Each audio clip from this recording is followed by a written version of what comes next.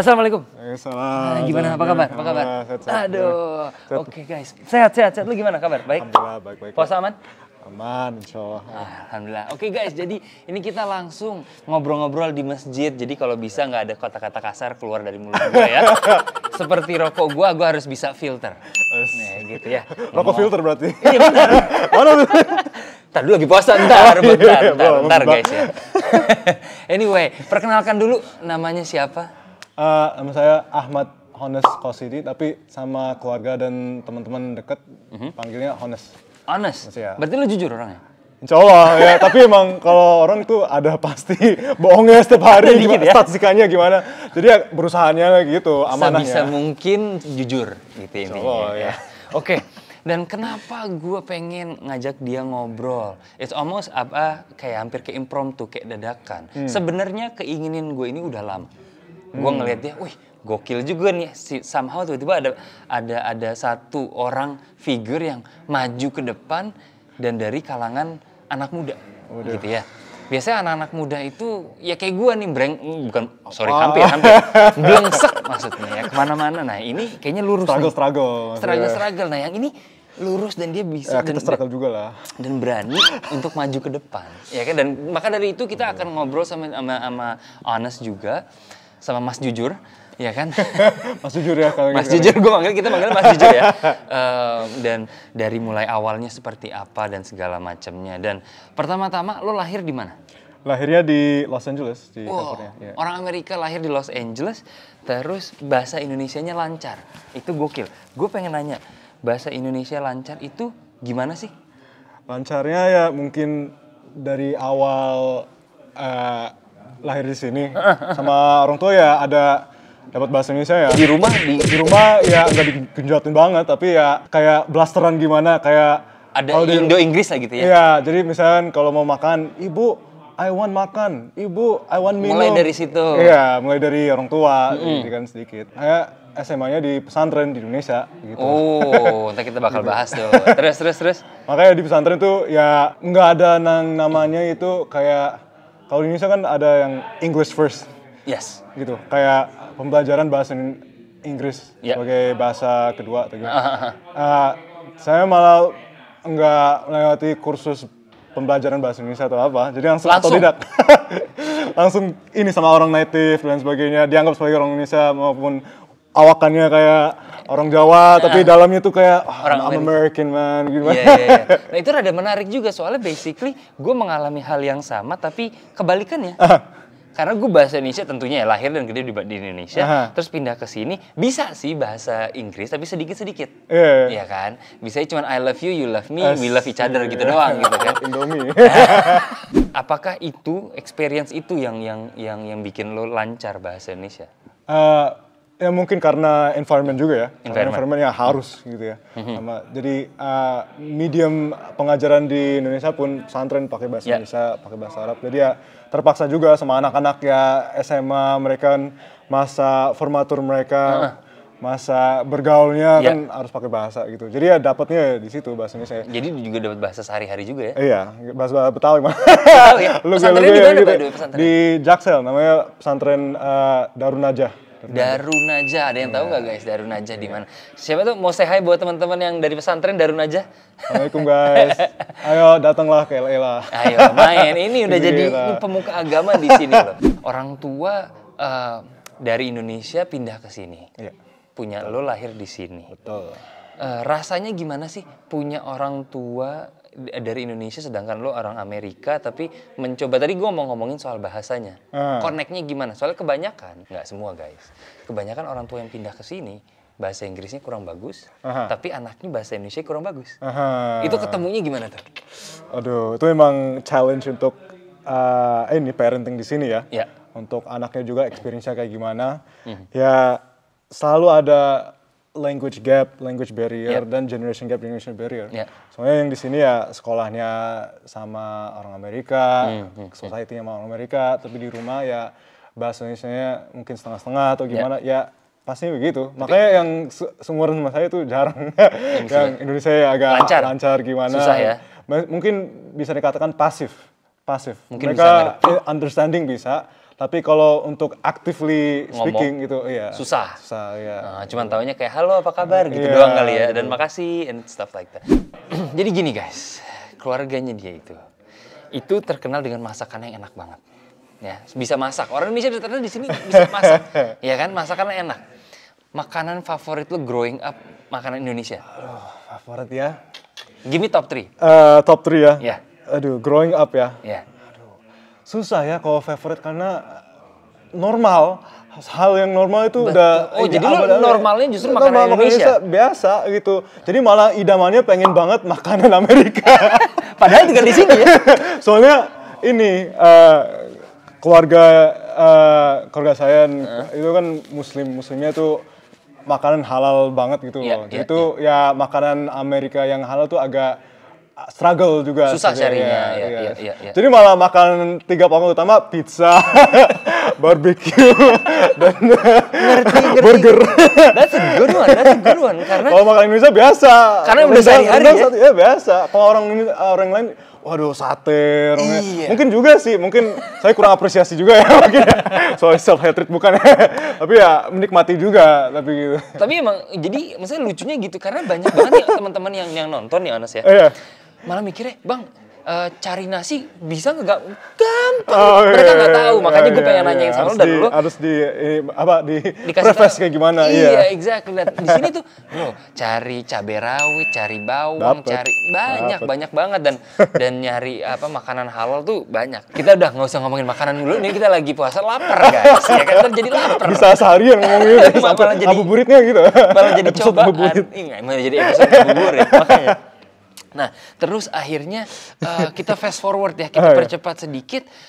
Tadi lo ngomongin soal pas di SMA lo dikirim ke pesantren di Indonesia. Itu tuh ada perbincangan kah? Did they discuss it with you? Kayak, Anas, kamu pesantrennya di Indonesia. Apa memang itu datang dari lo sendiri? Kayak, aku mau pesantren.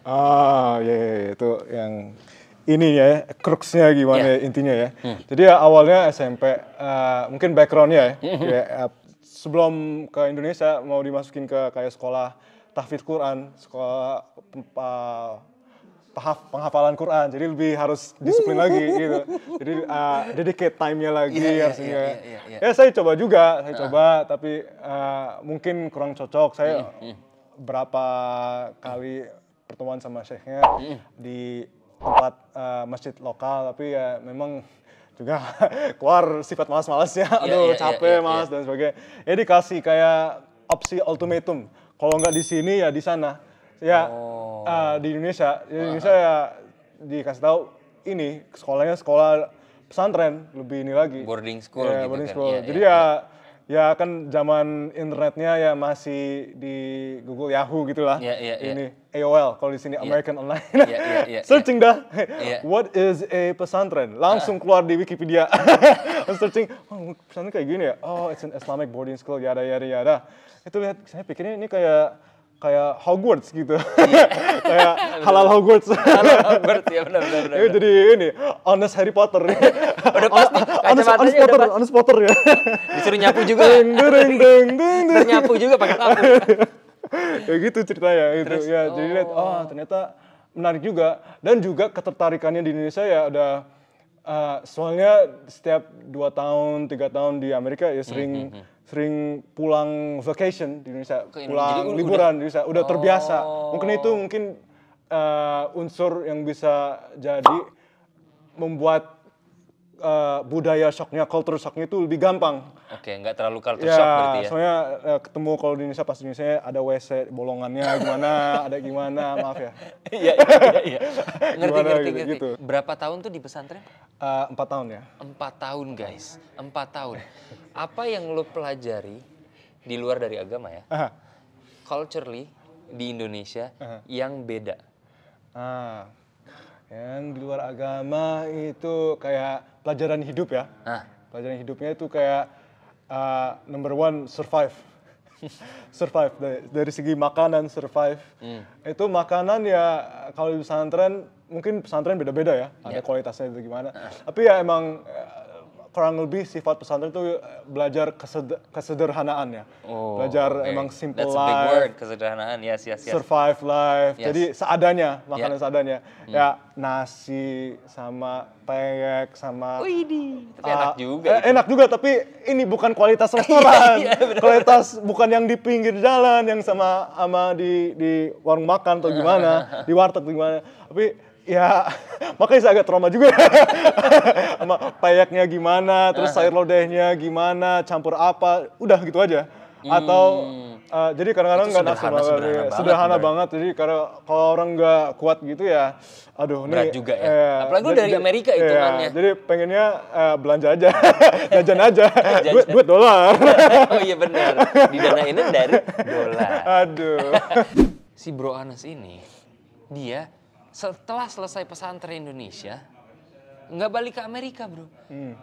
Langsung dia ke piramid sana, ke Mesir loh. Oh ya. Mungkin koreksi ya, saya bolak-balik juga ya. Oh bolak-balik juga, sempat bolak-balik. Tapi iya. akhirnya abis dari situ edukasinya ke Mesir. Mesir toh? Iya, di mana sekolahnya? Di Al-Azhar. Al-Azhar, Bro. Gue taunya anak-anak Al-Azhar Jakarta doang. Itu yang itu itu anak-anak Al-Azhar Indonesia. Kalau ini Al-Azhar bener, ini Al-Azhar bener. Oke. Nah, terus lu belajar di situ dan segala macam. And then itu gimana tuh? Berarti kan lu sempat di Amerika, Indonesia, di Mesir. Paling panas di mana? Aduh, kalau panasnya di Indonesia tuh panas kering, bukan kering, panas keringatan, lembab gitu, lepek-lepek gitu ya. Gitu. Kalau panas di Mesir tuh panasnya gersang, panas gerah, panas dry gitu. Jadi ya panasnya beda tapi kering jadinya. Puasanya gimana tuh di Mesir? Lebih susahnya gimana? Sama-sama susah sih kalau puasa di sini walaupun. Sama aja. Iya, soalnya kalau malam-malamnya itu dinginnya itu dingin di tengah padang pasir ya. Jadi dinginnya dingin menusuk tulang. Wah, gila. Udah sampai udah sampai sedingin itu ya. Jadi perlu pakaian salju lah gitu. Ketika lo di sana, ada orang Indonesia lain nggak? Rame. Banyak banget. Dan do you keep contact with stay in touch? Jadi awalnya di Mesir, koneksinya langsung sama alumni dari pesantren saya, pesantren Darun Najah. Jadi banyak alumni dari pesantren, alumni dari Madrasah Aliyah yang di Indonesia, alumni SMA yang dari Indonesia langsung ke Mesir. Mereka membentuk yang namanya mungkin mirip di sini Permias. Oke. Ada PPI cabangnya di Mesir. Betul. Tahu. PPMI namanya. PPMI. Pesantren Mesir. Nggak tahu bedanya kenapa ada M-nya, tapi ya itu ada banyak kumpulan daerah. Jadi mereka dari mana? Dari Jaksel atau Jakarta, dari Jawa Barat, dari Jawa Tengah, Jawa Timur, dari Sumatera, dari Brunei dan sebagainya. Ada juga kumpulan daerahnya, ada juga kumpulan alumni lulusan dari mana. Ada juga kumpulan klub-klub dan lain sebagainya. By the way, ini kita lagi di Masjid At-Thohir. Iya. Ya, Masjid Indonesia. Waduh. Iya kan, gokil nih. Di Los Angeles gitu kan ya. Di mana tadi kita habis sholat Jumat dan tentunya imamnya si Bapak jujur ini. Ya. Oke, pertanyaan selanjutnya yang gue rada tertarik. Karena gue mengalami ini dan banyak teman-teman kita yang mungkin tidak punya kesempatan untuk ngelewatin yang mau gue sebut ini. Which is this. Salah satu value or pelajaran yang gue dapetin yang to me is very valuable adalah mengetahui rasanya jadi minoritas. Why did I say that? Karena let's face it, kalian bisa ngeliat muka gue ya. Gue laki-laki, gue orang Jawa, gue lurus-lurus aja, sukanya perempuan. Oke, gue orang Islam. Kenapa gue bilang gitu? Itu yang barusan gue sebutin is all majority in Indo. Laki-laki, Islam, lurus, orang Jawa. Tapi ketika gue sampai di sini, lo orang Asia lo minoritas, lo Islam lo minoritas, yang mayoritas paling gue lurus, gue heteroseksual dan segala macam. Tapi sisanya gue jadi belajar nih, mengerti caranya menjadi minoritas. Dari situ gue bisa, I learn how to bahasanya ya, kayak understand others. Gue lebih tahu rasanya jadi minoritas buat teman-teman kita yang di Indonesia yang maybe yang terdiskriminasi because of whatever it is. What do you think about that? being a minority ya. Jadi karena lo di sini kan hitungannya jadi Islam tapi minoritas juga. Iya, Tapi pas lo di Indonesia, wow, everybody around me is Iya, Islam. iya. Di Mesir, everybody is Islam. Iya. Pas balik ke sini, keluar dari masjid. Iya. Udah beda, udah ini, udah. Ya, so gimana tuh? Waduh, masalah minoritas ya, udah sering saya juga sih Google search online Indonesian minority di Amerika seperti apa dan sebagainya, risetnya emang masih minim sekali kalau dilihat gimana. Karena emang kalau Indonesian Muslim di Amerika itu udah minoritasnya minoritas. Oh iya, udah di bawah banget. The minority of the minority. Nah, itu gimana? How do you go about yourself? Kayak ketika orang nanya, oh, you Muslim? Oh, lo bukan orang Filipina? Iya, jadi itu dia mabuhay dan sebagainya gitu ya, digituin ya, selamat po gitu ya. Emang harus, jadi gue emang yang saya pelajari dari ilmu keagamaan, dari nilai-nilai keislaman itu bahwa emang perlu ada rasa self-worth. Kita itu Muslim, harus ada pedomannya diambil dari keislamannya apa gitu. Yaitu sebagai anchor kita. Sebagai anchor kita. Jadi dimanapun berada, harus lihat bahwa kita ada nilai.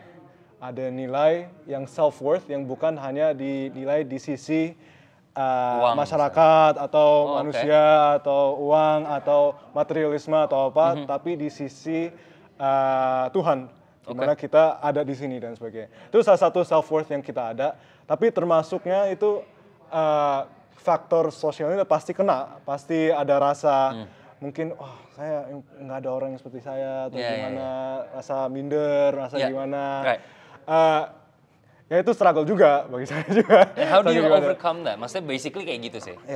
Overcoming-nya itu harus, I have to know my worth. Harus tahu itu saya. Lu siapa? Gue siapa. Jadi itu, dan harus dihargai. Kita itu siapa. Jadi kan ini ada tambahan lagi, itu di mana Muslim di Amerika itu ada tantangan juga kayak Muslim Indonesia atau gimana. Betul. Soalnya pembentukan diri itu kayak gimana, forming identity, formatur identitas, itu penting. Karena kalau misalkan sebagai mayoritas di Indonesia, Muslim Indonesia itu udah ada rasa secure, rasa nyaman. Nggak perlu dipikirin. Nggak tahu rasanya jadi. Udah nyaman hidup dengan natural gitu, nggak perlu pikir hal yang lain sebagainya. Tapi kalau di sini emang harus langsung di backing ke wall, gimana kita harus mikir 2 kali 3 kali. Saya ini benar nggak sih? Saya ini harus dicek lagi. Saya selalu dicek. Kok yang lain pikirnya gini, saya pikirnya gini gitu.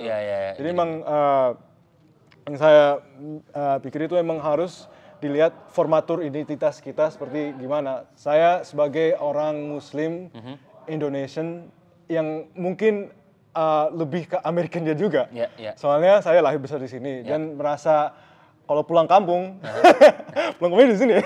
Pulang kampungnya malah di Jadi sini. makanya itu rasa untuk pulang di mana, rasa safe-nya di mana. Kalau bagi mungkin diaspora Indonesia di sini pulang mereka ke Indonesia. Jadi kalau saya pulang ya di sini pulang ya. Jadi memang harus dilihat mindset safe kita di mana, rasa aman dan nyamannya di mana. Itu harus identitas kita rasa nyaman sebagai orang Muslim, nyaman itu challenge-nya.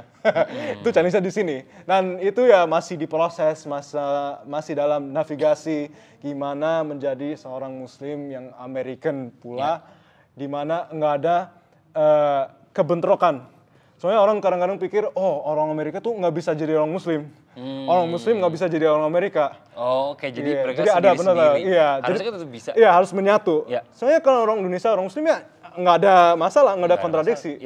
Yang saya ambil inspirasi di Amerika tuh kayak sepertinya tokoh Muhammad Ali, petinju ya. Di sini LA kan ada ini ya, ada starnya namanya yang dipajang gitu.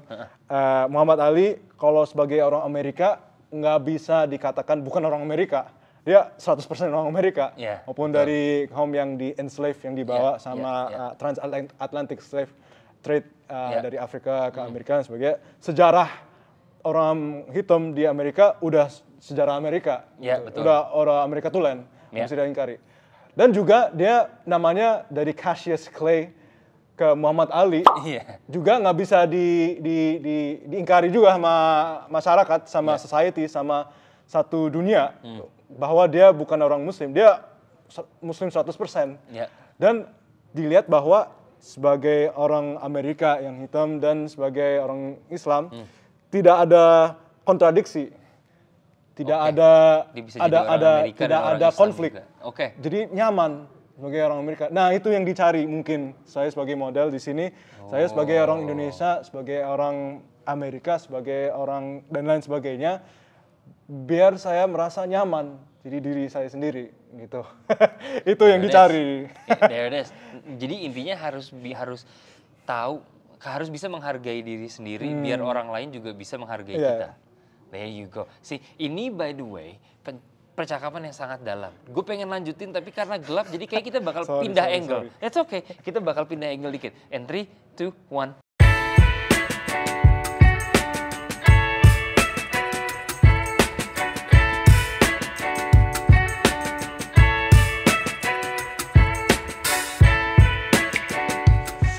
Pindah bro, ini kan terang, jadi gantengnya kelihatan. glowing. Oke, tadi kita udah ngomongin banyak tuh ya, yang soal mulai dari awal, terus sampai knowing your self-worth dan segala macamnya dan ya gitu deh. Nah, fast forward nih bro, lu sekarang itu kalau misalnya Jumatan naik di atas mimbar, ya kan? Kalau lu belum ngelihat dia cara jadi imam, lu nonton live-nya, lu buka channelnya, ada, gue sempat live di kamera 360, itu dia menjadi imam dan lo kalau mau sholat lagi silahkan ikutan sholat sambil nonton, it's okay. Virtual khutbah. Virtual khutbah, betul. Nah, ketika khutbah itu yang gue penasaran tuh gini, lo tuh kalau misalnya khutbah, setiap kali gue kesini, lo pasti yang khutbah. Berarti kan lo khutbah terus setiap Jumat. dari pengalaman, dari exposure-nya gitu. Setiap Jumat dia khutbah, oke. Dan yang bikin gue penasaran adalah kalau guru itu punya kurikulum yang bisa diikutin. Lo nggak ada kurikulum maybe, I don't know, maybe there is, maybe there isn't. Mungkin ada, mungkin nggak ada. Cuman gimana caranya lo milih topik untuk khutbah lo Jumat ini dan Jumat depan? Apa yang lo ambil? Nah itu behind the scenes ya. Behind the scenes, good question. harus di-appreciate gitu. Karena orang nggak pikir, nih imam bisa aja keluarin gitu. Memuji diri sendiri. Jadi ya emang ada proses ya mengenai khutbah yang mengena, yang relevan, dan maksudnya siraman rohaninya kena hati, bukan hanya dari kuping ke kuping bahasanya gitu ya. Masuk kuping jadi kanan, keluar kuping kayak, kiri. Ya saya pikirnya itu kayak TED Talks juga ya. TED Talks. Kalau yang teman-teman pernah dengar TED Talks ya, kayak berapa menit, 10 atau berapa menit itu, tapi impact-nya itu yang kena. Karena mungkin yang hadir saat kita berkhutbah atau gimana, mungkin cuman visiting atau mungkin berapa kalinya pindah masjid lain atau gimana. Jadi paling tidak ada yang bisa diambil dari khutbah tersebut. Very good. The idea is gitu, idealnya begitu. Tapi kan khutbah biasanya buat istirahat, buat ngantuk sedikit atau gimana gitu. Kayak gitu. Tapi yang gue suka dari khutbah lo, every time gue datang ke sini, gue nggak selalu sholat di sini. Terus ada yang komen nih, bang lo emang jarang sholat aja bang. Waduh, uzon nih. Parah lo, bener juga sih. Oke. Nah cuman dari setiap kali gue datang, dan terutama today, hari ini, gue sukanya adalah lo bisa membuat khotbah lo itu very relatable, gampang dimengerti orang, tidak memakai bahasa-bahasa yang terlalu berat, dan satu yang gue suka banget juga, lo berani untuk menunjukkan kekurangan lo. Why did I say that? Kenapa? Karena tadi di salah satu khutbah lo, ceritanya gue dengerin nih. Biasanya gue tidur, ini gue dengerin. Catatan. Jadi dari khutbah tadi tuh lo sempat ngomongin soal tantangan, struggle kayak duniawi. Salah satunya yang lo mention phones, maybe devices or something like that. Jadi kayak lo mention bahwa lo pun masih punya struggle. lo pun masih suka kayak ngecek handphone terus instead of doing something. Instead of doing something ya. Iya, jadi ngecek Instagram gitu. Followers gue udah nambah berapa ya gitu kan. Ada siapa ya gitu. Nah, jadi itu I give you a lot of credits for that. Karena tidak mudah.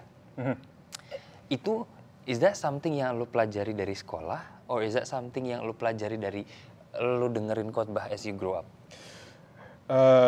Jadi tuh kayak rasanya tuh experience-nya itu culminate bersama ya. Jadi ada penggabungan, perhimpunan antara khutbah-khutbah yang kita dengarkan, yang mungkin pelajaran yang kita dengar di satu ceramah atau dari mana, ataupun inspo post dari Instagram.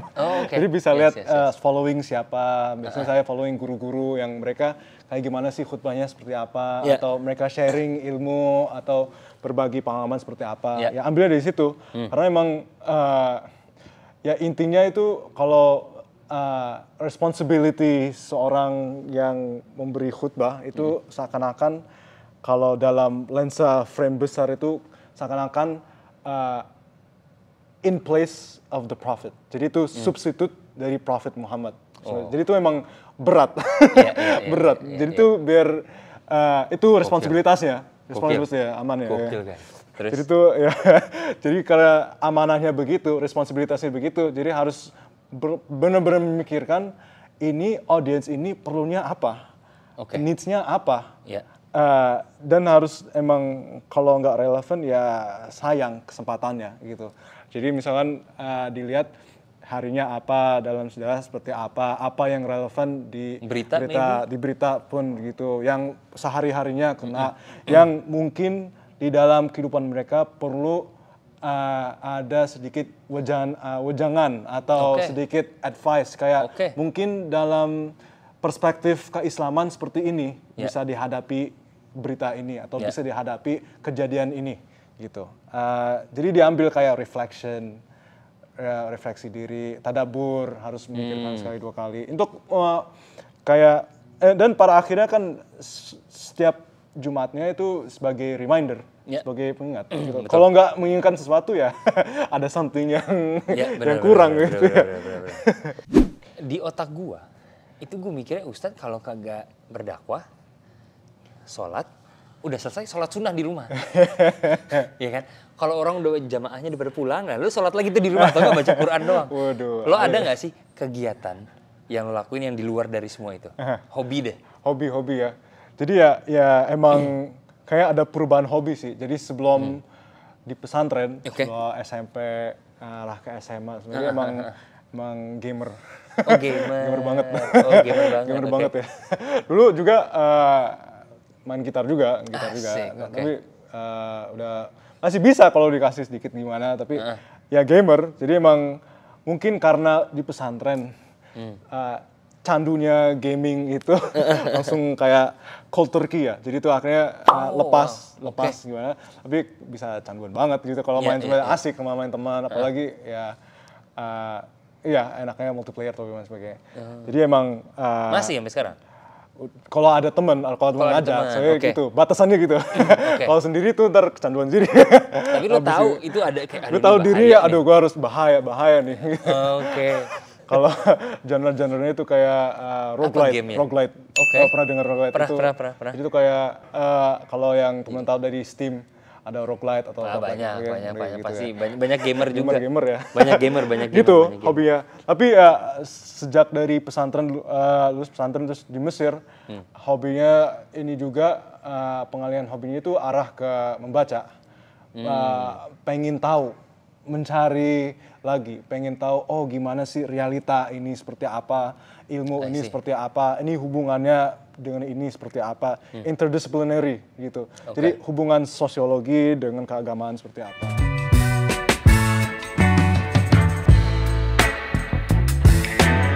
Salah satu struggle kebanyakan orang Indonesia terlebih yang Muslim di sini. Dan lu sempat mention juga actually earlier. Cuman tidak semua orang bisa kayak gini. Gua langsung masukin aja di pertanyaan.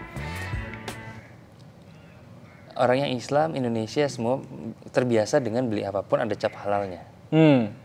Ketika lo pindah di sini, cap halal itu biasanya $3 lebih mahal. atau $4 lebih mahal. Dan tidak semua, kalau lo beli banyak kan makin berakumulasi, jadi jatuhnya bisa jatuh lebih mahal.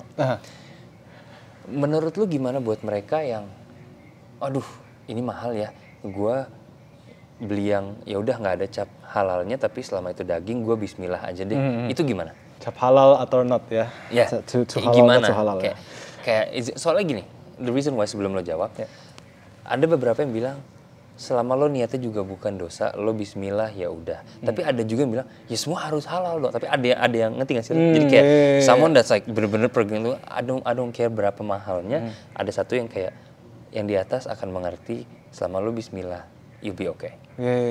So itu gimana buat kita yang baru? Gua nggak baru sih, cuman maksudnya buat beberapa yang di luar negeri masih belum yakin. Jadi itu memang kalau perjalanan sebagai orang yang beriman, yang muslim, yang punya kepercayaan, keyakinan seperti ini, emang selalu ada struggle. Nggak pernah nyampe titik puncaknya. Kalau udah merasa nyampe, itu berarti belum nyampe. Justru masih jauh ya? Iya, masih jauh gitu. Ada harus rasa humble, rasa tawaduknya, rasa kalau rasa humble bahasa Indonesia? Rendah hati. Rendah hati ya. Jadi itu dalam sikap kita bagaimana hidup gitu. Dan termasuk mengenai yang cap halal atau cap yang tidak halal gitu. Jadi orang tingkatannya ada levelnya yang mungkin tinggi, yang penting halal harus dan sebagainya. Ya disyukuri, alhamdulillah mereka bisa. Ada juga yang bilang ya bismillah yang penting ini sebenarnya. Ya mungkin tingkatan struggle mereka begitu. Ya alhamdulillah juga mereka, yang saya mikir tuh paling tidak mereka merasa ada hubungan dengan yang di atas. Betul. Gitu kan. Jadi bisa aja bodo amat. Bisa aja sekali gitu. Jadi tuh ada istilahnya itu yang dipahami bahwa setiap orang punya level struggle-nya seperti apa. Harus dipahami gitu.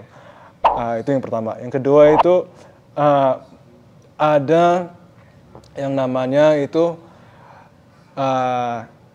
mungkin bisa dikatakan benchmark atau standar mereka memahami hidup sebagai orang muslim seperti apa. Jadi saya sebagai muslim ya pahami bahwa Tuhan adalah satu dan sebagainya. Nabi Muhammad adalah utusan terakhir dan nabi-nabi sebelumnya mereka mengikuti jejak dari awal sampai akhir gitu. Itu ya paling ya standarnya gitu aja. Selebihnya itu ya ada struggle masing-masing. Jadi yang saya pikir buat yang halal dan yang tidak halalnya itu pada akhirnya itu kita struggle masing-masing. Dan kalau yang belum mengerti atau memahami mengenai halalnya seperti apa, yang mungkin saya bisa rekomendasikan itu kembalikan pertanyaan itu kepada yang lebih mengerti lagi. Jadi yang perlu ke guru yang dipercaya. Itu makanya penting sekali kalau dalam khazanah keilmuan, dalam mempelajari tradisi keislaman itu ada yang namanya turun-temurun. Dari ini saya belajar dari guru ini, guru ini belajar dari guru ini, guru ini belajar dari guru ini sampai ujung ketemu nabi terakhir bahasanya gitu. Jadi ada namanya kepercayaan. Jadi ya yang bisa saya katakan itu ya kita semuanya struggle. Ini struggle masing-masing. Dan kalau tidak paham atau lain sebagainya itu ya kembalikan ke orang yang mengerti. Dan pada akhirnya itu ya ininya kan dengan diri kita, dengan yang di atas. Jadi emang harus diingatkan selalu gitu. Gitu. Ada juga alternatifnya. Ini mungkin rada sedikit kontroversi. Gimana? Wah, halal mahal bro. Gue pakai makan kosher aja. Kosher itu buat kalian yang belum familiar, itu versi halalnya Yahudi, Jewish. Dengan pemotokannya cuma bedanya mungkin nggak pakai bismillah, nggak pakai nyebut nama Allah gitu ya. Cuman itu, nah itu gimana tuh? Jadi pemahaman halal tersebut harus, kalau mau secara akademis lagi, halal itu apa artinya halal? Yang dibolehkan. Apa yang dibolehkan? Bagaimana kita memahami yang dibolehkan itu ya kembali ke ahlinya. Ada yang memahami bahwa yang halal sekian, yang berikut dalam listnya. Ada yang mengerti bahwa halal termasuk ini juga. Jadi ya halal menurut MUI, Majelis Ulama Indonesia, sekian dan sebagainya. Karena juga ada yang bilang udang tuh dalam pemahaman madhab atau school of thought, pemikiran keislaman, udang tuh tidak halal. Wadaw, untung gue alergi. Tapi kalau digoreng ada sekolah namanya ada yang mikir namanya sekolah madhab Hanafi. Jadi teman-teman dari India, Pakistan, dari Bangladesh itu mereka ada pemahaman bahwa udang itu tidak boleh dimakan. Karena pemahaman bahwa itu tidak termasuk dalam, yang setahu saya, mungkin bisa dikoreksi lagi teman-teman yang lebih memahami lagi, bukan seperti ikan yang biasa. Itu ada hard shell atau mereka ada pemahaman lebih lagi, tapi itu mungkin sebagai crustacean. Crustacean nggak boleh karena hal begitu, gitu. Jadi ada perincian lagi. Mas gue kalau dari pembahasan ini banyak yang gue ambil adalah kayak, dan bahasa Arabnya gue rada lupa ya. Kalau suratnya persisnya itu gue lupa. Cuma basically hampir kayak agamamu, agamaku. Yang gue ambil dari kata-kata tersebut adalah is almost like, dan kayaknya mungkin maybe I'm wrong, you can correct me if kalau misalnya gue salah. Surat itu apa ya? Kayak setiap orang bisa menerjemahkannya beda-beda. Padahal suratnya intinya itu, dan yang kayak tadi kayak halalnya di sini sama halalnya si B beda. Halal dua-duanya dan sama-sama ini, tapi halalnya interpretasinya itu berbeda masing-masing. Dan maksudnya nggak tahu ya, kalau gue diajarinnya adalah ya selama lo menjadi orang baik, ya lo menjalankan sholat dan lo memang tidak niat untuk melakukan yang haram. Ini kalau this is what I was yang gue di ini ya adalah ya udah lo insya Allah lo jadi orang baik. Intinya kayak gitu, dan lo jalanin pilar-pilar utama Islam gitu loh. Jadi ya buat teman-teman yang nonton, semoga it's been very helpful, dan this is an awesome guy. Ya, dan ini buat generasi yang di atas kita yang lagi nonton, gue yakin ini adalah anak idaman buat anak-anak. Waduh, ini dan, langsung promo. Iya, dan kalau misalnya mereka yang nonton punya anak perempuan, pasti langsung kayak, Ones kontaknya mana, WA-nya mana, mau saya jodohkan. Langsung waduh, like-nya udah like banyak. Iya, langsung banyak.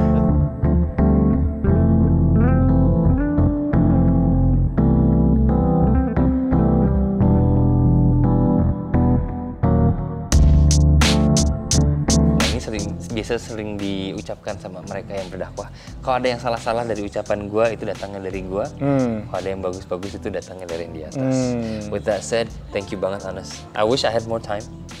Ya, cuman gue mau tidur. Gak ada yang just kidding. Tapi but thank you banget once again. Udah mau diajak ngobrol. Udah mau ngasih tahu background lo, cerita lo. Tentunya kalau kalian enjoy episode kali ini, jangan lupa di like. Dan channel ini mempunyai goal untuk mendapatkan 100.000 subscribers pada akhir tahun. Jadi please di subscribe, dan juga di komen, ya kan, pencerahan apa sih yang kalian dapatkan dari perbincangan yang sangat deep kali ini gitu ya. Gue pengen tahu apa yang kalian pelajari dari perbincangan kali ini, dan semoga kalian juga jadi tahu nih sisi anak yang lahir di sini terus justru malah sekolah di Indonesia, ya kan. Biasanya kan kebalik biasanya kan, orang Indonesia yang di sini gue interview gitu, merantau kan. Ini juga hitungannya sih perantau, tapi ke Indonesia. Dan gue senang banget sih bahasa Indonesia lancar, dan bahasa Inggrisnya lancar, ya kan. Dan bahasa kalbunya tuh lancar juga. Iya kan? Sama-sama lancar, bro. Amin ya robbal alamin. Jadi, once again, thank you banget buat teman-teman yang lagi puasa. Semoga lancar puasanya, semoga diberkahi juga kan. Tadi di dakwahnya juga sempat diomongin, puasanya itu bukan puasa kena lapar doang, bro. Gimana puasa lo itu ada artinya. Cie gitu ya. Nih kalian biasa nonton gue kayak, Bang lu apaan sih bang? What are you talking about, man? Lu biasanya gak gini, bang? Kan lagi bulan puasa. Kalau tadi di-mention juga, apa dibilang? Muslim Ramadan. apa? Oh, Ramadan Muslim. Ramadan Muslim. Nah, yang sangat yang apa suci banget kalau lagi Ramadan doang. Nah, itu pasti gue bakal di-accuse kayak gitu. But it's okay. It's okay. Kita sama-sama ini. Cuman kita dan yang di atas yang tahu. Astagfirullah, gue yang Ustadz dia kenapa jadi sotoy gue ya? Nanti langsung minggu depannya ini khutbah nih dia. Ya udah, kalau kalian enjoy tentunya siapa tahu pengen part 2 ngobrol lagi sama dia karena sebenarnya banyak banget yang pengen gue tanyain. Cuman kalau kelamaan ntar kalian keburu tidur. Aduh. Ya, jadi maybe ada part 2 or something. Oke. Other than that guys, thank you guys for watching. My name is Yafi Fairuz. This is Honest. Assalamualaikum warahmatullahi wabarakatuh. Be nice to one another, and I will see you next time. Dah. Peace. Assalamualaikum. Assalamualaikum. Siap.